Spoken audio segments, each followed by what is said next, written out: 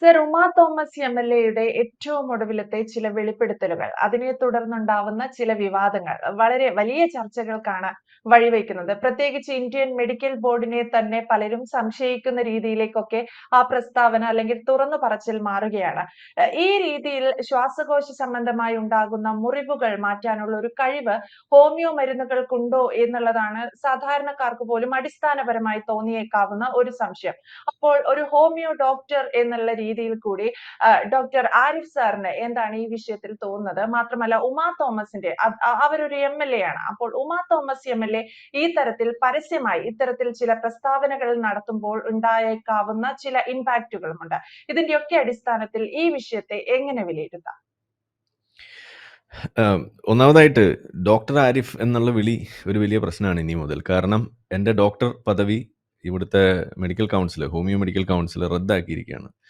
ഞാൻ ചെയ്ത തെറ്റെന്തെന്ന് പറഞ്ഞു കഴിഞ്ഞാൽ ഹോമിയോപ്പതിയുടെ അശാസ്ത്രീയത നമ്മൾ വിളിച്ചു പറഞ്ഞു എന്നുള്ളതിൻ്റെ പേരിൽ അത് ഡിഫെൻഡ് ചെയ്യാൻ സാധിക്കാതെ വരുമ്പോൾ പിന്നെ ചെയ്യാനുള്ള ആ കൂടിയുള്ള വഴി എന്ന് പറയുന്നത് ആ ശബ്ദം ഉണ്ടാക്കുന്ന ആ ദിക്കിലേക്ക് നോക്കി വെടിവെക്കുക എന്നുള്ളതാണ്. അതാണ് ഹോമിയോ കൗൺസിൽ ചെയ്തത്. അങ്ങനെ അവർക്ക് ചെയ്യാൻ സാധിക്കുന്ന ഒരു കാര്യം എൻ്റെ ഡോക്ടർ പദവി എടുത്ത് കളയാന്നുള്ളത്. അപ്പോൾ ഇപ്പോൾ ഞാൻ ഒഫീഷ്യലി ഡോക്ടർ എന്ന് വിളിക്കാൻ അർഹനല്ല എന്നുള്ളതാണ്. അത് അവർ റദ്ദാക്കിയിട്ടുണ്ട് എന്നുള്ളതാണ്. പക്ഷെ നമ്മൾ പഠിച്ച സംഗതികളൊക്കെ അവിടെ ഉണ്ട്. അതിപ്പോൾ നമുക്കിപ്പോൾ LKG ഒരാൾ പഠിച്ചു, അത് റദ്ദാക്കാൻ കഴിയാത്തതുകൊണ്ട് മാത്രമാണ്. അല്ലെങ്കിൽ അതും ഞാൻ റദ്ദാക്കാനുള്ള വഴി സ്വീകരിച്ചാണ്. വേറെ വഴിയില്ലാത്തതുകൊണ്ടാണ്. ഇനി ഈ ഒരു വിഷയം വരുമ്പോൾ ഇവിടെ ഉമാ തോമസ് MLA പറയുന്ന കാര്യങ്ങൾ അത് ഇപ്പോൾ ഒരു വലിയൊരു ചർച്ചയാകുന്നു, അല്ലെങ്കിൽ ചില ആളുകൾ അത് ചർച്ചയാക്കുന്നു എന്ന് വരുമ്പോൾ അതിലെന്താണ് പ്രതികരിക്കുക എന്നുള്ളതാണല്ലോ. രണ്ട് കാര്യങ്ങളാണ് അതിലെനിക്ക് പറയാനുള്ളത്. ഒന്നാമത്തെ കാര്യം, അവിടെ ആരും കാര്യമായിട്ട് എടുത്ത് ഉന്നയിക്കാത്ത ഒരു വിഷയമുണ്ട്. പ്രത്യേകിച്ച് ഹോമിയോ ഡോക്ടർമാർ പോലും അതധികം പറയണ്ട എന്ന് വിചാരിക്കുന്ന ഒരവസ്ഥ ഇവിടെ സൃഷ്ടിച്ചിട്ടുള്ള ഒരു കാര്യമാണ്. അത് വേറൊന്നുമല്ല, ഉമാ തോമസിന് എന്ത് തന്നെ ബുദ്ധിമുട്ടുണ്ടായി അത് നമ്മൾ കണ്ടതാണ്. ആ ഒരു വീഴ്ചയും അതിനെ തുടർന്നുണ്ടായിട്ടുള്ള പ്രശ്നങ്ങളും ഇത്തരം മേഖലകളിൽ ഒക്കെ നമ്മൾ കൈക്കൊള്ളേണ്ടതായിട്ടുള്ള ആ ഒരു സുരക്ഷ ഒരുക്കേണ്ടതിൻ്റെ കാര്യങ്ങൾ, അന്നുണ്ടായ വീഴ്ചയും ഇതൊക്കെ നമ്മൾ ചർച്ച ചെയ്തതാണ്. ആ ഒരു ഉയരത്തിൽ നിന്ന് വീഴുന്ന ഒരവസ്ഥയൊക്കെ അതൊക്കെ വളരെ നമുക്ക് വിഷമമുണ്ടാക്കുന്ന കാര്യമാണ്. പക്ഷെ അതിനപ്പുറത്തേക്ക് ആ ഒരു വിഷയത്തെ അവരിന്നിപ്പോൾ ഹോമിയോപ്പതിയുടെ ഒരു പ്രചരണത്തിന് വേണ്ടിയിട്ട് ഉപയോഗിക്കുന്ന ഒരവസ്ഥ വരുമ്പോഴാണ് നമ്മൾ ചില കാര്യങ്ങൾ പറയേണ്ടതായിട്ട് വരുന്നത്. ഇവിടെ ഹോമിയോക്കാരെ ഒളിപ്പിച്ചു വെച്ച സംഗതി എന്താണ്? ഉമാ തോമസ് പറഞ്ഞൊരു കാര്യമുണ്ട്. താൻ അവിടെ രോഗിയായി ഈ പറയുന്ന വിഷമം അവിടെ അനുഭവിച്ച് കിടക്കുന്ന സമയത്ത് പ്രസാദം എന്ന പേരിലാണ് ഈ സാധനം എത്തിച്ചത് എന്നാണ് പറഞ്ഞു വെക്കുന്നത്. ഓക്കെ, ഈ മരുന്ന് പ്രസാദമാക്കിയിട്ട്, അപ്പോൾ മരുന്ന് ഏതാണ് പ്രസാദം ഏതാണ് എന്ന് തിരിച്ചറിയാൻ പോലും പറ്റാത്തൊരു സാധനമാണ് ഈ ഹോമിയോ മരുന്ന് എന്നുള്ളതാണ് ഒന്നാമത്തെ കാര്യം. കാരണം ഇത് വെറും വെള്ളമാണ്.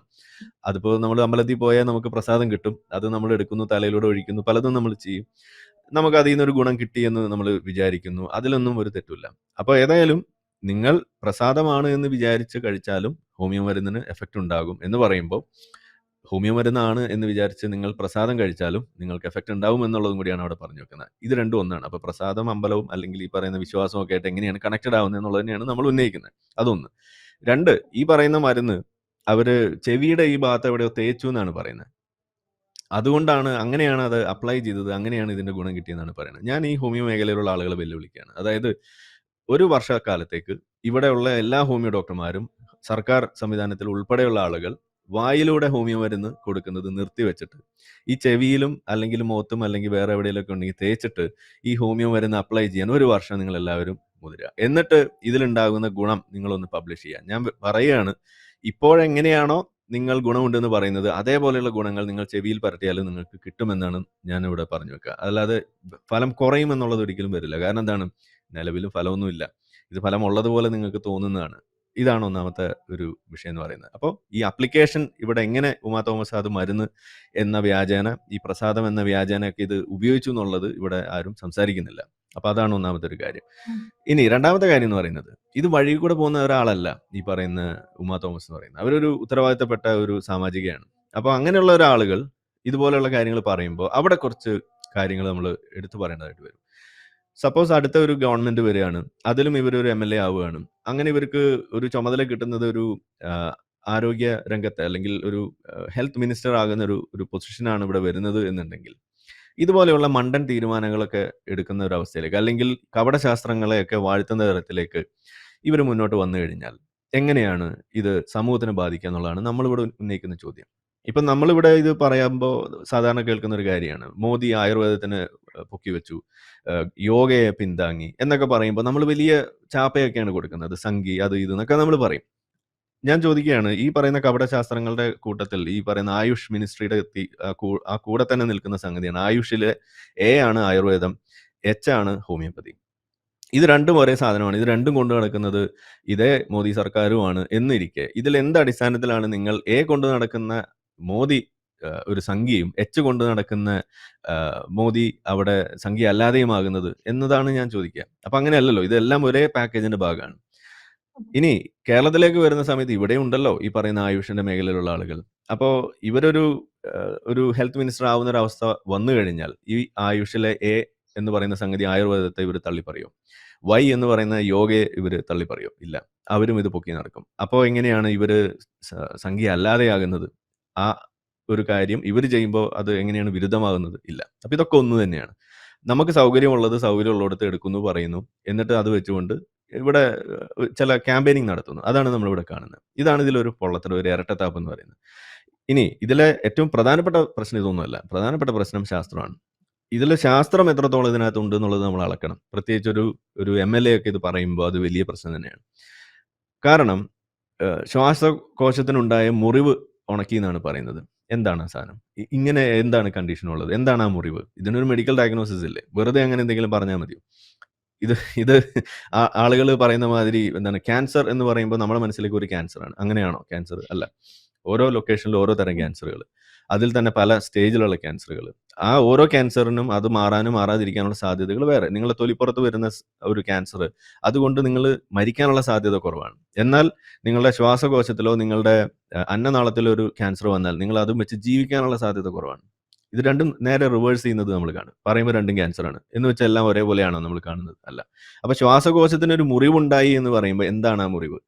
എന്താണ് ആ പ്രശ്നം? ഇതൊക്കെ നമ്മൾ വ്യക്തമായിട്ട് പറയണം. വെറുതെ മുറിവെന്നൊന്നും പറഞ്ഞാൽ പോരാ.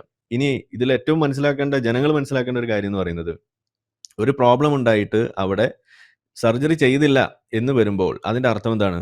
സർജറി ചെയ്യാൻ സാധിക്കാത്തതുകൊണ്ട് ചെയ്തില്ല എന്നോ അല്ലെങ്കിൽ അത് ചെയ്യാൻ പറ്റിയില്ല എന്നുള്ളതല്ല, ചെയ്യാൻ ഇൻഡിക്കേഷൻ ഇല്ല എന്നുള്ളതാണ്. നമ്മൾ മെഡിക്കലി ഒരു ഡിസിഷൻ എടുക്കുന്നത് അങ്ങനെയാണ്. അതിന് ഇൻഡിക്കേഷൻ ഉണ്ടോ ഇല്ലേ? ട്രാൻസ്പ്ലാന്റ് ചെയ്യണമെന്നുണ്ടെങ്കിൽ അതിന് ഇൻഡിക്കേഷൻ വേണം.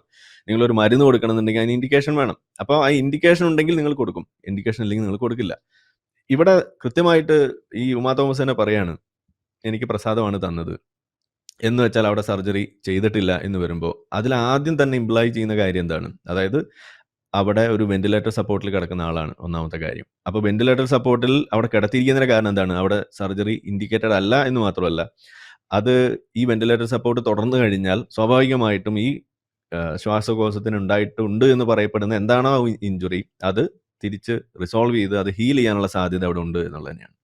അപ്പോൾ സംഭവിച്ചത് എന്താണ്? സ്വാഭാവികമായിട്ട് നമ്മൾ വെന്റിലേറ്റർ സപ്പോർട്ട് കൊടുത്തു കഴിഞ്ഞാൽ അവിടെ സ്വാഭാവികമായിട്ട് ഉണ്ടാകാൻ സാധ്യതയുള്ള ഒരു ഹീലിംഗ് പ്രോസസ്സ്.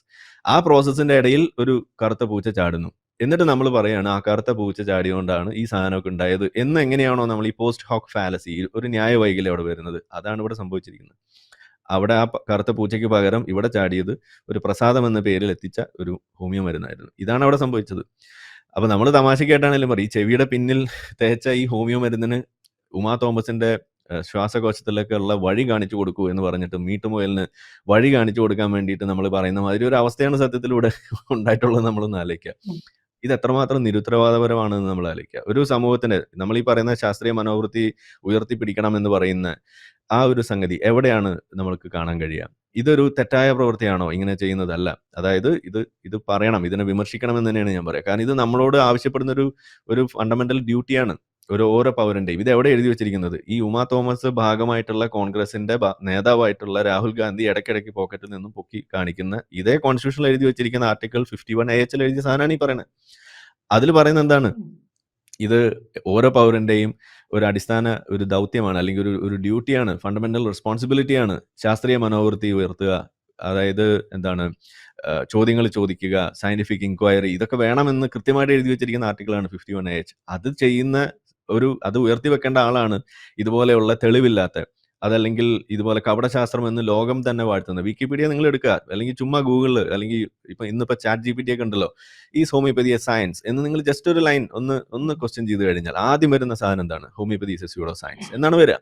അപ്പൊ ഇതുമാത്രം തെറ്റായ സ്യൂഡോ സയൻസ് എന്ന് നമുക്ക് കാണാൻ കഴിയുന്ന ഒരു സാധനത്തെ എടുത്തു വെച്ചിട്ടാണ് ഈ കോൺസ്റ്റിറ്റ്യൂഷൻ ഇടയ്ക്കിടയ്ക്ക് പൊക്കി അതിലെ ഈ സയന്റിഫിക് എൻക്വയറി പ്രോത്സാഹിപ്പിക്കണം എന്ന് പറയുന്ന സാധനം ഇടയ്ക്കിടയ്ക്ക് പൊക്കി കാണിക്കുന്ന ആ പാർട്ടിയുടെ വക്താവായിട്ടുള്ള ഉമാ തോമസ് ചെയ്യുന്നത്.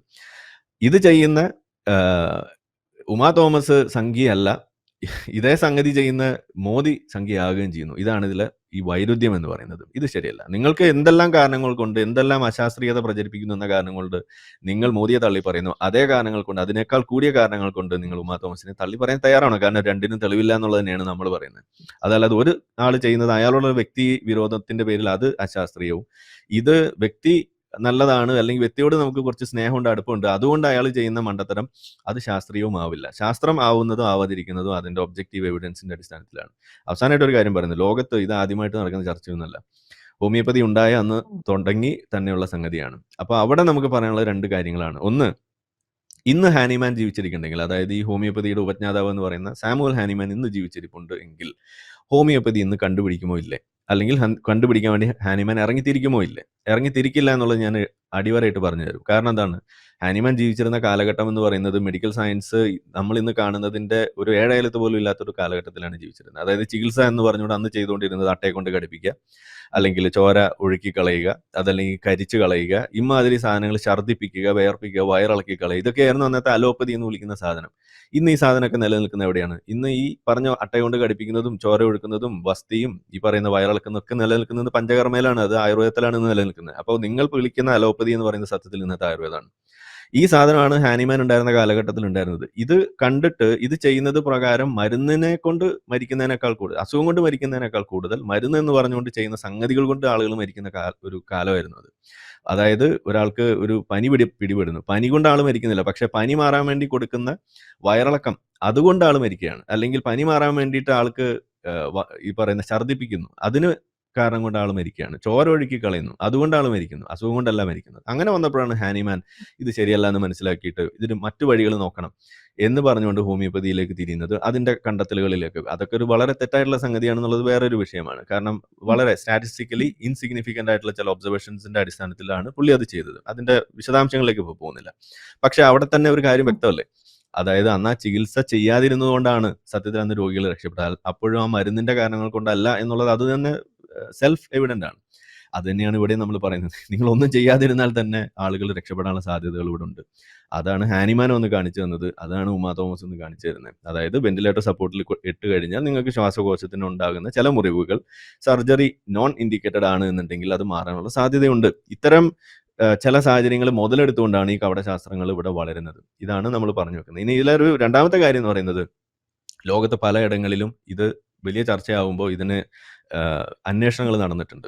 അതായത് ഇതിന് യഥാർത്ഥത്തിൽ തെളിവുണ്ടോ എന്നുള്ളത്. ആ തെളിവ് കണ്ടെത്താൻ വേണ്ടിയിട്ട് എന്താണ് റാൻഡമൈസ് കൺട്രോൾ ട്രയൽസ് നടത്തിയിട്ടുണ്ട്. അതായത് ഈ സയന്റിഫിക് എൻക്വയറി അല്ലെങ്കിൽ ഈ ശാസ്ത്രീയ ഗവേഷണത്തിന്റെ ഗോൾഡ് സ്റ്റാൻഡേർഡ് എന്ന് പറയുന്ന സംഗതിയാണ്. അതിന്റെ അടിസ്ഥാനത്തിൽ ഒരു കൂട്ടം ആളുകൾക്ക് മരുന്നെന്ന ഒരു ഈ പറയുന്ന ഹോമിയോ മരുന്ന് കൊടുക്കും, വേറെ കുറെ ആളുകൾക്ക് പ്ലസീബോ കൊടുക്കും, മരുന്നില്ലാത്ത സാധനങ്ങൾ, മരുന്നെന്ന് തോന്നിക്കുന്ന സാധനങ്ങൾ.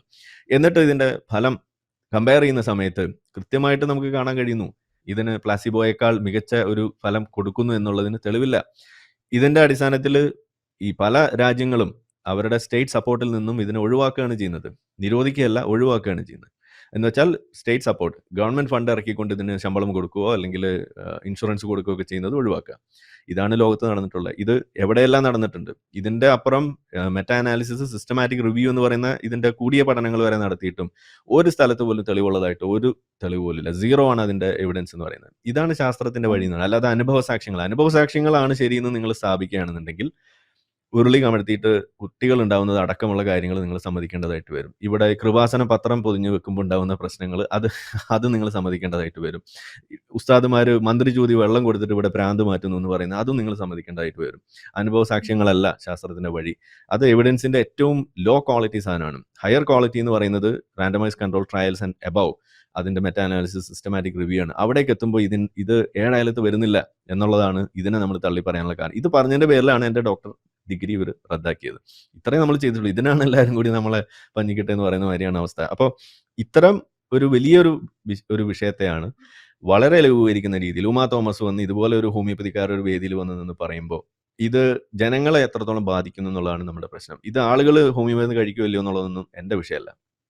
അത് കഴിക്കാനുള്ള ആളുകൾ കഴിക്കും. അതുകൊണ്ട് അസുഖം മൂർച്ഛിക്കാനുള്ള ആളുകൾക്ക് മൂർച്ഛിക്കും. മരുന്ന് കിട്ടാതിരിക്കാനുള്ള ആളുകൾ കിട്ടാതിരിക്കും. മരിക്കാനുള്ള ആളുകൾ മരിക്കും. അതൊക്കെ അവരുടെ ചോയ്സാണ്. എങ്ങനെ മരിക്കണം, എത്ര വേഗത്തിൽ മരിക്കണം, ഏത് രോഗം വന്ന് മരിക്കണം, ഏത് രോഗത്തിൻ്റെ ഏത് മൂർച്ഛിച്ച അവസ്ഥയിൽ മരിക്കണം, ഇതൊക്കെ അവർ തിരഞ്ഞെടുത്തോട്ടെ. അതൊന്നും നമ്മൾ പറയുന്നില്ല. പക്ഷേ പൊതുപണം അത് നമ്മളിവിടെ ഉപയോഗിക്കുന്ന സമയത്ത് അത് കൃത്യമായിട്ട് ശാസ്ത്രീയമായ തെളിവുള്ള സാധനങ്ങൾക്ക് ഉപയോഗിക്കാൻ പാടുള്ളൂ. അത് ഇതേപോലെയുള്ള കപട ശാസ്ത്രങ്ങൾക്ക് വേണ്ടി ഉപയോഗിക്കില്ല. അങ്ങനെ നിങ്ങൾ കൊടുക്കുമെന്നാണ് പറയുന്നുണ്ടെങ്കിൽ നിങ്ങൾ കൃപാസനത്തിന് കൊടുക്കണം, നിങ്ങൾ ഉസ്താദുമാർക്ക് മന്ത്രി ചൂതുന്ന ആളുകൾക്ക് കൊടുക്കണം, ഉരുളി കമിഴ്ത്തുന്ന ആളുകൾക്ക് നിങ്ങൾ കൊടുക്കണം. ഇത് ഹോമിയോപ്പതിക്ക് മാത്രം ലിമിറ്റ് ചെയ്യരുതെന്നാണ്. ആയുഷ് എന്നുള്ളതിൻ്റെ അപ്പുറത്തേക്ക് നിങ്ങൾ ഉരുളി ചേർക്കണം, യു ചേർക്കണം, ആയുഷു എന്നാക്കണം. പിന്നെ അതിനോടപ്പുറത്തേക്ക് ഉസ്താദുമാരുടെ ചേർക്കണം. പിന്നെ അതേപോലെ തന്നെ ഇത് ഊത്ത് ചികിത്സ നടത്തുന്ന ആരാണെങ്കിലും ചേർക്കണം. അപ്പോൾ എല്ലാത്തിനും കൂടി ഒരു യു കൂടി ഇട്ടാൽ മതി. അപ്പോൾ ആയുഷു എന്നും കൂടി ആക്കിയാൽ പണി എളുപ്പമായി എന്നാണ് എനിക്ക് പറയാനുള്ളത്. ഓക്കെ, ഈ പൊതുപണം ചെലവഴിക്കുന്നു എന്നുള്ളതാണ് ഇതിൻ്റെ ഏറ്റവും പ്രധാനപ്പെട്ട പ്രശ്നം. ഇനി ഒരു ബോണസ് ആയിട്ടുള്ള ഒരു വിഷയം കൂടി എന്തുകൊണ്ട് എതിർക്കുന്നു എന്ന് ചോദിച്ചു കഴിഞ്ഞാൽ അതിൻ്റെ പ്രധാന കാരണം എന്ന് പറയുന്നത്, നിങ്ങളാരെങ്കിലും സ്വന്തം കാശ് മുടക്കിയിട്ട് മുക്കുവണ്ടം വാങ്ങുമോ? ഇല്ല. നിങ്ങളൊരു സ്വർണ്ണക്കടയിൽ ചെല്ലുന്നു, സ്വർണം വാങ്ങാനാണ് നിങ്ങൾ നോക്കുന്നത്. അവിടെ യഥാർത്ഥ സ്വർണം അവിടെ നിരത്തി വെച്ചിരിക്കുന്നു. അതിൻ്റെ ഇടയിൽ കുറച്ച് മുക്കുവണ്ടവും നിങ്ങൾ വെക്കുകയാണ്.